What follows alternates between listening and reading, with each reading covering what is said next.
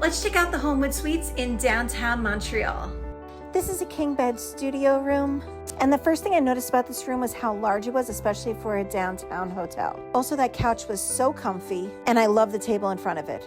The bed was a king-size bed, but it wasn't too comfortable. I did love these huge windows that looked out towards downtown as well as Old Town. This was a 12th floor room. You definitely want to be up high in this hotel. Next, the television and the desk were quite large. However, there wasn't as much drawer space as I had hoped. The room does have a full-size fridge, and then over here was a closet space, which was small, but it was pretty practical. And then also in the kitchen area, you have a microwave and a dishwasher and a stove. My favorite feature is inside this bathroom. Inside this vanity here, you have your very own washer and dryer, which definitely made this hotel room stand out.